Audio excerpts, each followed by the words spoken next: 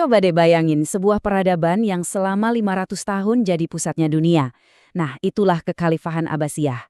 Dengan Baghdad sebagai jantungnya yang super megah, tempat ilmu pengetahuan, seni, dan budaya itu bersinar paling terang. Tapi ya, seperti semua kisah hebat, pasti ada babak akhirnya yang kelam. Cerita yang paling sering kita dengarkan soal invasi Mongol di tahun 1258. Mereka datang dan wush menghancurkan segalanya. Bayangin, Baitul Hikmah, perpustakaan agung yang isinya pengetahuan dari berabad-abad, ludes gitu aja. Buku-bukunya konon dibuang ke sungai sampai airnya jadi hitam legam karena tinta. Ini bukan cuma kehancuran kota, ini benar-benar pemadaman cahaya peradaban. Dan ini bukan cuma soal buku loh. Nyawa manusia juga kayak nggak ada harganya. Perkiraannya, sampai 1 juta orang dibantai cuma dalam seminggu. Banyak yang percaya, ya inilah titik akhir dari zaman keemasan Islam. Tragis banget. Tapi tunggu dulu, apa iya ceritanya sesimpel itu? Sebuah peradaban yang begitu besar dan kuat runtuh cuma karena satu serangan? Jangan-jangan narasi soal Mongol ini sebetulnya cuma cara gampang buat nyalahin orang luar dan nutupin borok yang udah lama banget menggerogoti dari dalam?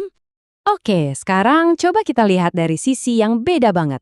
Gimana kalau invasi Mongol itu bukanlah penyebab utama, tapi cuma pukulan terakhir aja?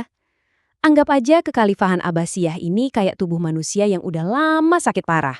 Nah, serangan Mongol itu cuma dorongan kecil yang akhirnya bikin dia roboh. Jadi, intinya, nyalahin Mongol sepenuhnya itu ya gampang banget. Tapi itu juga penyederhanaan yang bahaya. Serangan mereka emang brutal. Nggak ada yang bisa bantah itu. Tapi serangan itu cuma mempercepat keruntuhan yang sebenarnya udah nggak bisa dihindari lagi. Karena jauh sebelum pasukan Mongol tiba, Abbasiyah itu udah keropos dari dalam. Faktanya nih, jauh sebelum bangsa Mongol datang, Khalifah itu udah nggak punya kuasa apa-apa. Lihat aja lini masa ini. Ratusan tahun mereka itu cuma jadi boneka. Kekuatan aslinya dipegang sama para jenderal, sama dinasti-dinasti militer asing dari Persia sampai Turki yang memerintah atas nama mereka. Khalifah cuma simbol, cuma stempel doang. Dan kebusukan ini tuh nyebar kemana-mana. Di istana, isinya intrik politik mulu. Di ekonomi, kas negara kering kerontang gara-gara korupsi dan para elit yang hidupnya foya-foya.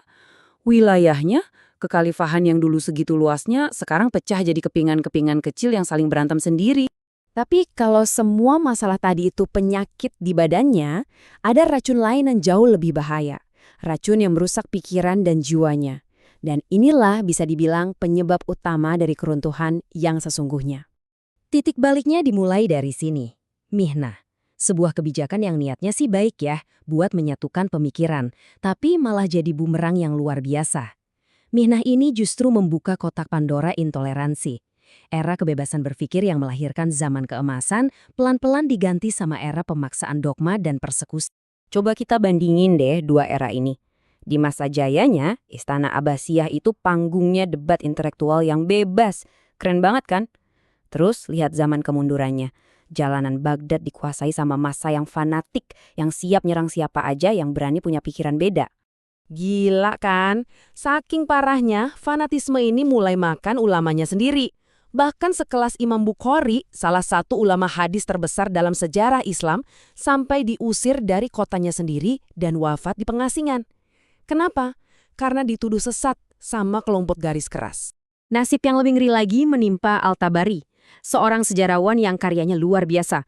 Rumahnya dikepung massa yang marah cuma gara-gara beda pandangan. Beliau meninggal dalam kepungan itu dan bahkan jenazahnya pun masih dilempari batu. Ini udah bukan lagi soal perdebatan, ini udah matinya akal sehat. Nah, akar dari semua kekacauan ini adalah satu konsep yang bahaya banget, asyobiyah. Atau gampangnya fanatisme kelompok yang buta. Perasaan pokoknya kelompok gue yang paling benar, yang lain itu musuh. Inilah penyakit yang mengubah beda pendapat jadi benci sampai mau membunuh. Racun yang sebenarnya bagi sebuah peradaban. Akibatnya, ya rasa takut.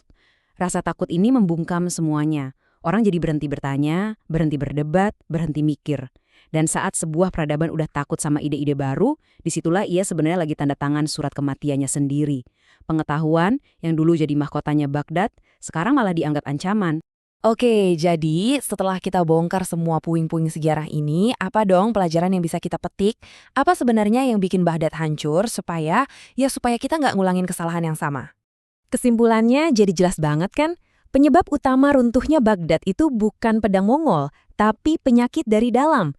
Perpecahan internal, matinya akal sehat, fanatisme buta, dan ini yang paling penting, diamnya orang-orang baik pas ngelihat kebencian merajalela. Ada kutipan keren dari penyair Dante yang pas banget buat ini. Di tengah krisis moral yang hebat, bersikap netral itu bukan pilihan.